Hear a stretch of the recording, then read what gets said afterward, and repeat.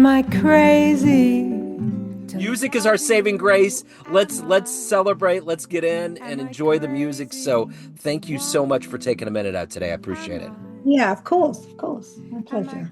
So before we get into the new album, I want to ask you this. 6 years ago, this pandemic was changing the world, changing our lives, especially with musicians. How did you get through that era, and how has it changed the way that you approach music and life today? That's a big answer. Do you want it?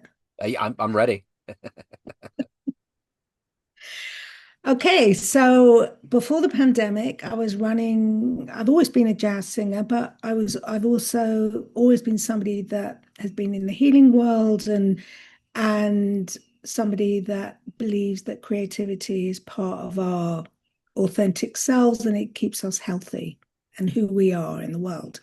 So I was running Ruby's Ukes ukulele school. I had a ukulele school in Vancouver in a bank. It was like this fantastic building that was a bank, the Seymour building in downtown Vancouver, and had 1,000 students a term and 11 classes a week and teachers and a 70-piece ukulele orchestra. So we were renovating this house on Cortez that overlooked the ocean and running the school from there.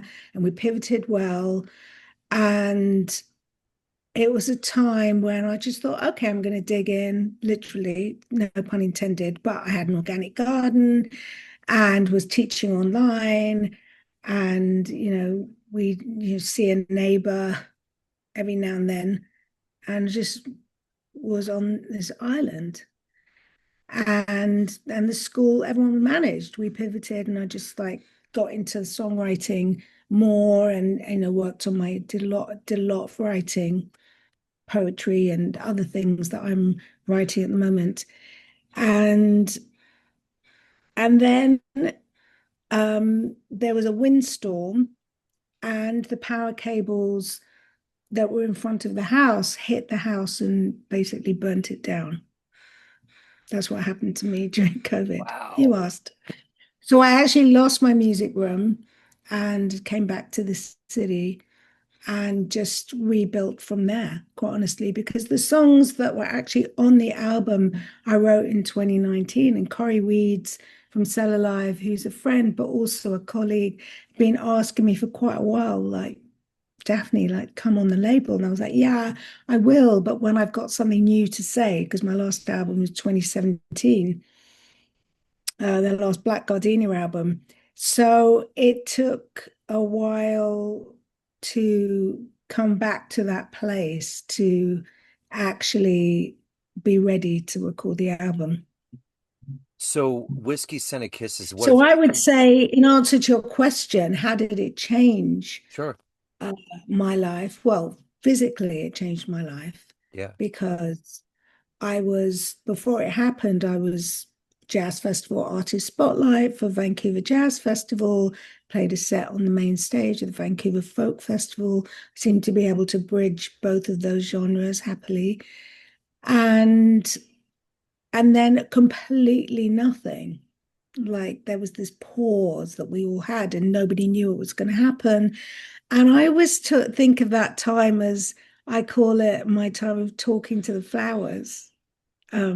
Because I just spent a lot of time in solitude after having been somebody that ran a music festival and was always gigging and always this kind of social. Suddenly it was just this like coming into like a deep sense of self.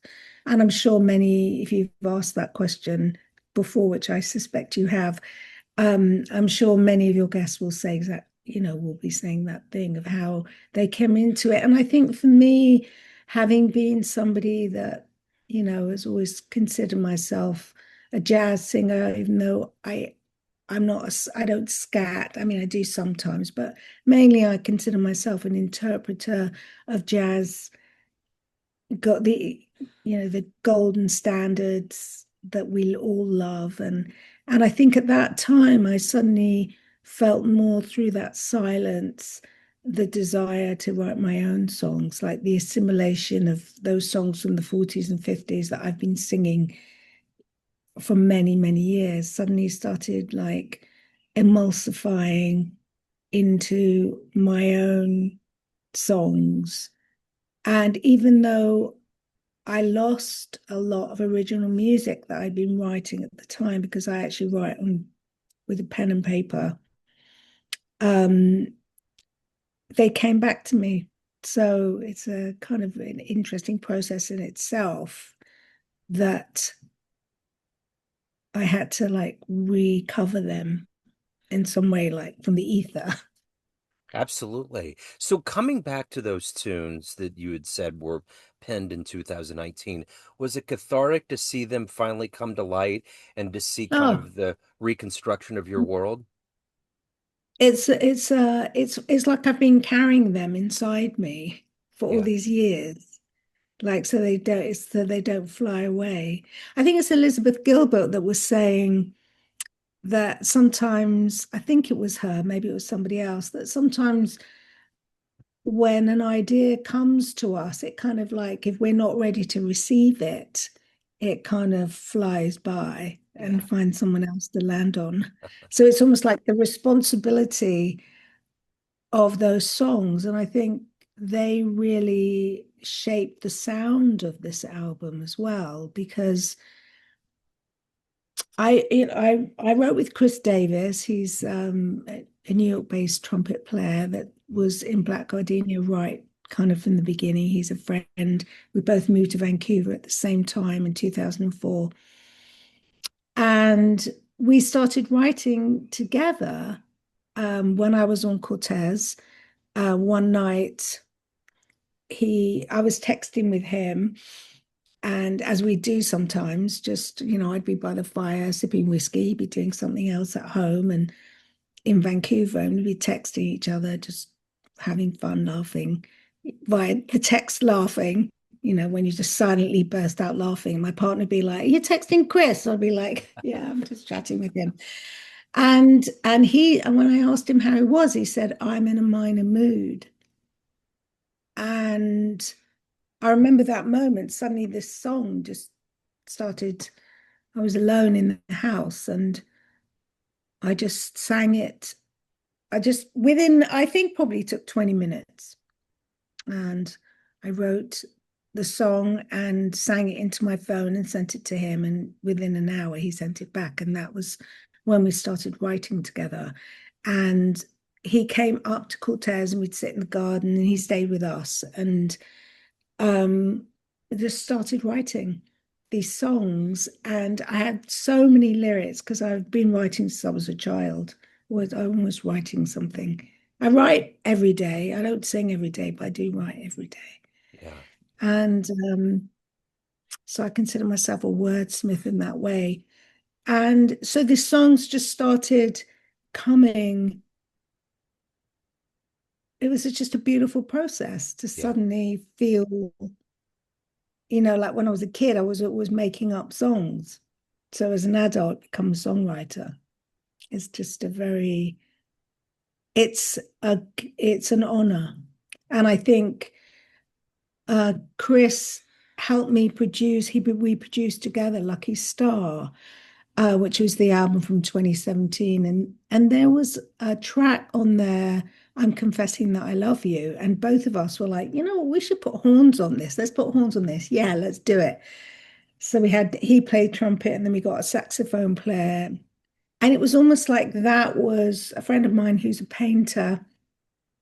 She said that one of the exercises they did in her painting class was they would take an excerpt of the painting and then blow it up, and then another excerpt, blow it up. And then it was this way of like inspiring creativity. Yeah. And so I feel like that song, in some ways in my mind, became the sound of Whiskey Scented Kisses. It was like, I want there to be horns. These songs, because I wrote probably about 10 songs with Chris, and three of them are on the album. They were the ones that were most in the vein of jazz, and then there's other ones too, and I write all the time now. And so it was like those songs dictated the sound of the album. Yeah. And the way it goes into really honors the kind of mid 40s and 50s sound. Yeah. I mean, we don't have a drummer, Right. so I've never really wanted a drummer, and I know so many people know, recognize that Black Gardenia has a slightly different sound. It doesn't have a drummer, we don't have piano. It's got the chunk of the guitar, but I like to choose musicians that are kind of within the jazz idiom, but also bring other things to it. Like Stephen Nikleva is like a very well-known rockabilly musician. Yeah. He's got that kind of 50s sensibility, but he's also a real jazz head. So it's just the perfect for me, the perfect kind of slightly unusual solos throughout. And then someone like Brad Turner, he's just pure straight ahead jazz. His Yeah. trumpet playing, just he's stunning, He's so stunning good. player. Yeah. And then Paul Pigat, again, very, very versatile player and guitarist, but I wanted him to write the horn arrangements. So he came up with something that, again, I feel was perhaps unusual. Yeah. So It how was a did you, long, yeah, yeah. it was a good question. Yeah. How did you come up with the song title? Or I mean the album title. I love it. The album title, well, it's the one of the songs is Whiskey Scented Kisses. Yeah. And it was actually um I'd written it down. I think I used to smoke cigarettes when I was in my 20s at university, and I think that's when I wrote it down. Whiskey Scented Kisses remind me of you. And I kind of carried it around in my lyric box for a while, which then turned into my voice memos. Thank you, Steve Jobs. Yeah. And so when Chris and I were writing, I think one of the we'd start. I can't remember how we started that piece. Oh no, I think I started with what about a song with this phrase? Yeah.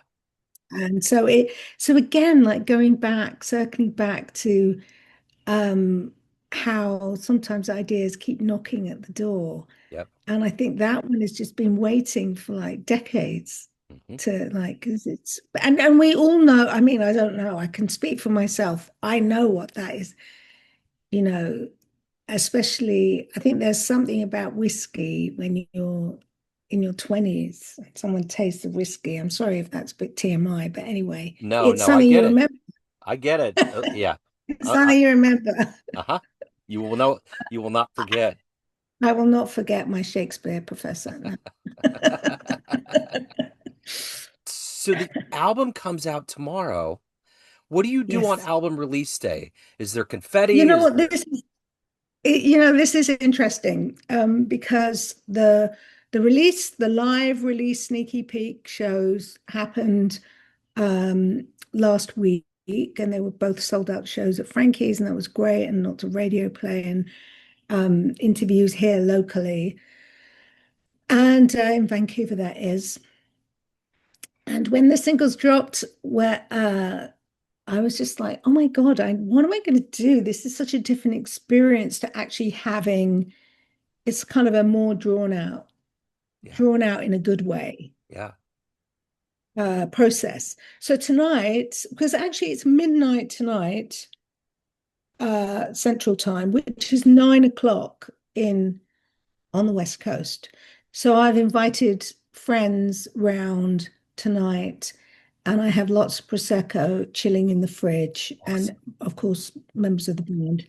And we will just at 9 o'clock, it will go live, and we will celebrate it and send it off out into the world. I love it. I never get that.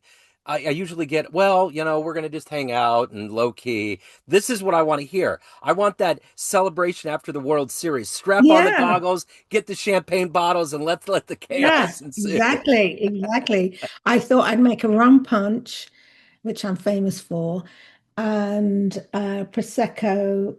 And I'm trying to decide whether the snack should be on the healthier side or on the less. I think I might get ice cream and ice cream cones Yeah, to perfect. have with the bubbles. Yeah, I love it. My So inner child is celebrating. that's it. Yeah. I mean, the life.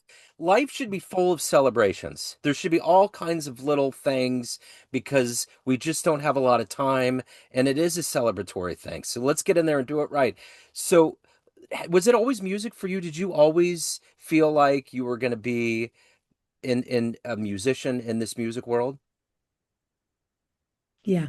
Yeah. Ever since I was a kid, my parents said that I used to like dress up with necklaces and towels and things, and they'd be lying in bed on Saturday morning, and I would give them shows um, and sing in different languages. And my mum always said it was really scary sometimes because I really sounded like I was singing Russian, and I was like four.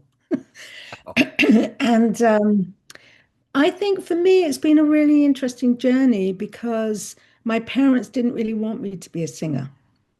mm, So it was something that they were actually actively against.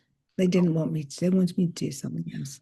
So for me, it wasn't a straight line, but it was certainly one that I think became very full of heart. It wasn't like I left school and went to music school. No, it wasn't like that. It was more that I was an English major, but I always loved music. And I had great mentor when I was living in London. Ian Shaw, he's a great British jazz vocalist. And I went to music school, but more like a community college that I could do part-time. I was a massage therapist as well. So it's like that. I used to play kind of blue to my massage clients. They'd have to listen to Miles Davis. yeah. I know every single note of that album. Uh-huh. But they liked it. And so I think I've always had healing and music as central points in my life. So either working in the healing field as a massage therapist, or whether I've taught, uh, if I can do something, I can teach it kind of person. So Yeah. I've taught massage and I've taught, but music, that's who I am. And I think I've never, I've always wanted to have, how can I say this? I'm kind of entrepreneurial. So there's things that are quite easy for me to do around music that have sustained my lifestyle. I love it. So you remember the first live show, jazz or otherwise, that you saw that blew you away, that made you either think, I want to be up there one day, or I am just blown away by what just happened?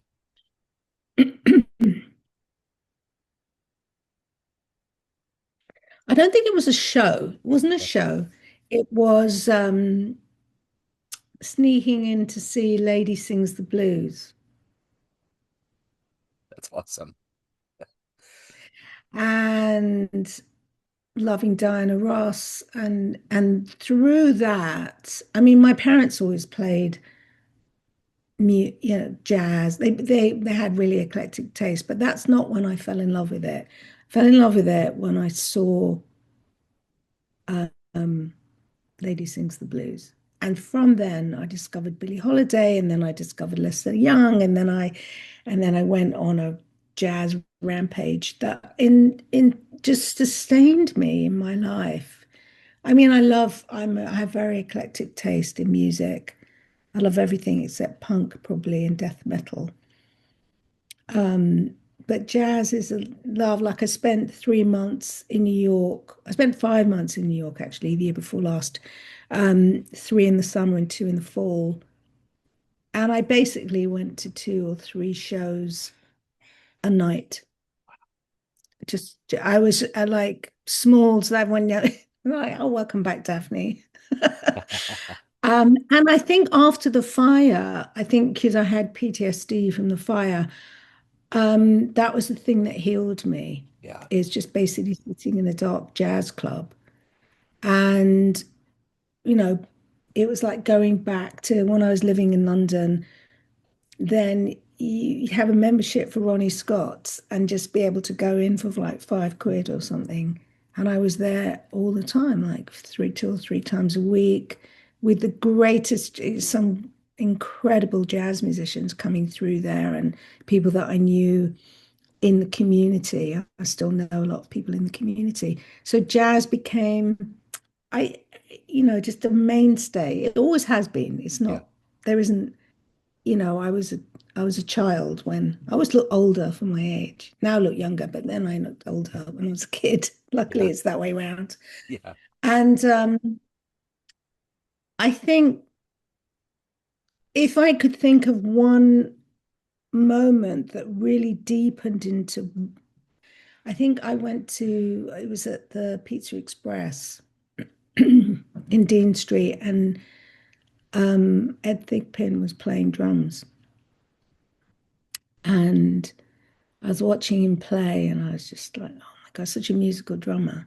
Just love him. And then I was still training, and he came up to me in the at the end of the show, and he thanked me. He said, "Thank you so much." And I said, "Thank you. Oh my God, why are you thanking me?" And he said, "Because your energy, the way you were with me when I was playing, just really made a difference to what I was able to give the audience." And then he asked me, "Are you a performer?" And we had this conversation.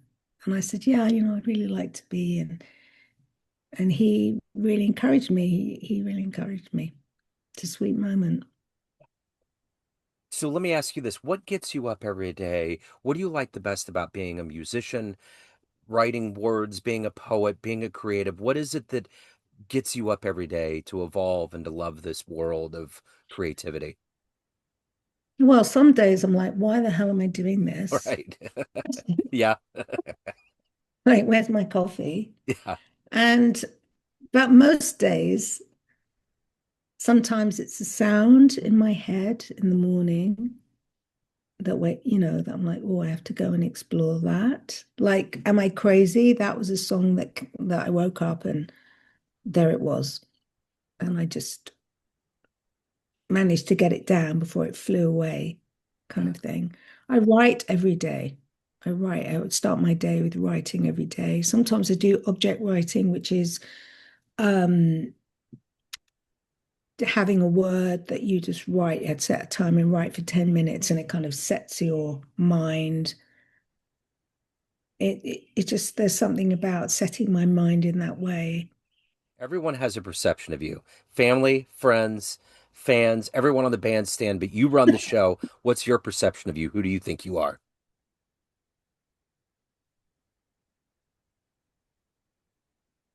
I bet men and women say very different things Oh when yeah. asked that question. Uh-huh. Yeah.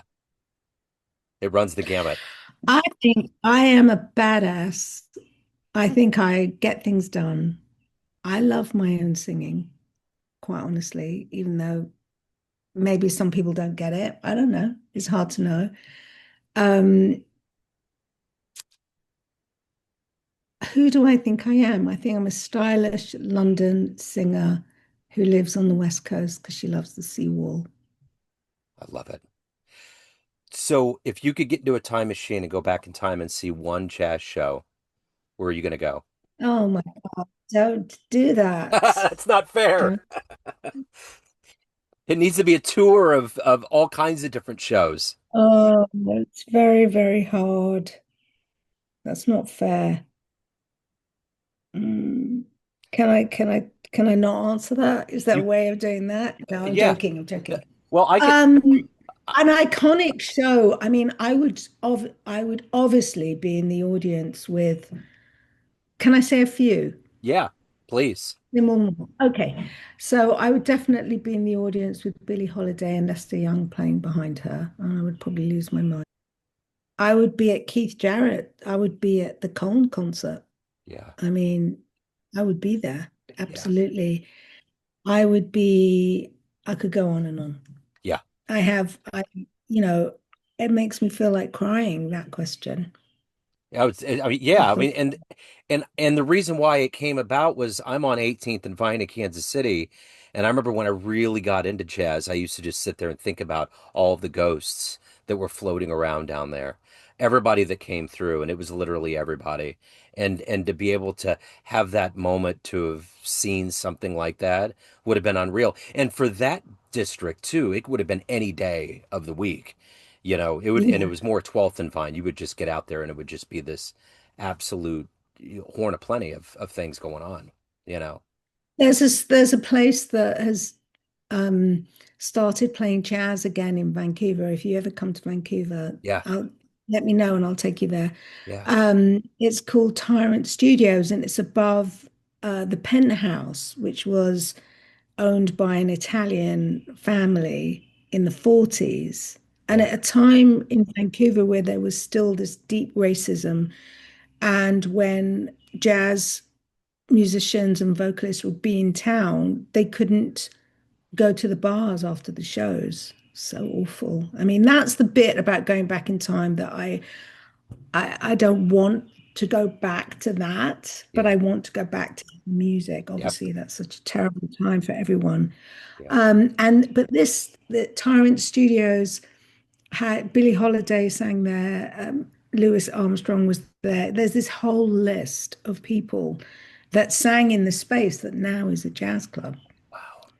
And so it's always an absolute honor. And talk about ghosts. I mean, it's an absolute because it was they had special, I think they had special coffee there because they didn't have a drinking license and they would bring up pizzas from downstairs. And now it's a strip club downstairs, but I think then it was, Yeah. and that's where the jazz club is in Vancouver, Wow. upstairs. And you have to kind of avert your eyes when you go up the stairs, Yeah. if you want to, that is. Yeah. That's wonderful. So Whiskey Scented Kisses comes out tomorrow, April 3rd.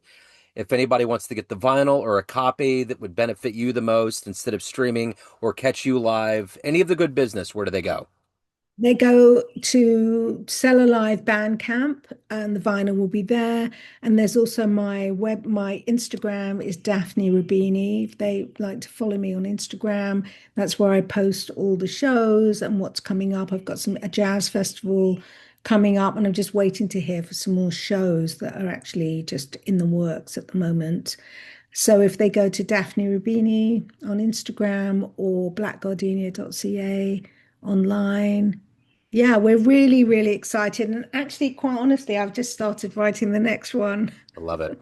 That's the great thing about this is that you think it's right now, this is it, but you've been doing this for a while, so you kind of have to look in the rearview mirror, but like you're in the now, and your move, that car is going down the road, you know. Yes, because I actually, the songs were written with, some were written with Paul Pigat for this album, or Stephen Nikleva, Chris Davis. But now I started writing with Dave Say, who's the saxophone player, because the musicians are like, oh yeah, she's a good songwriter. I'm going to send her this. I was like, have you got a tune? Have you got a tune? Have you got a tune? I keep asking them. And now they're sending them to me. So I'm really happy about that. I love So, it. yes, I love it too. Mhm. What a delight. It's so great to meet you. I'm always reminded when I have these interviews, everyone is special, but I run into very special souls, and I'm reminded of how fortunate I feel to be able to talk to this community. I think jazz musicians and minds are some of the finest humans on the planet, and it's just always so good. It just makes this life make sense. So thank you for taking a minute out. My pleasure. But before you Neon Jazz.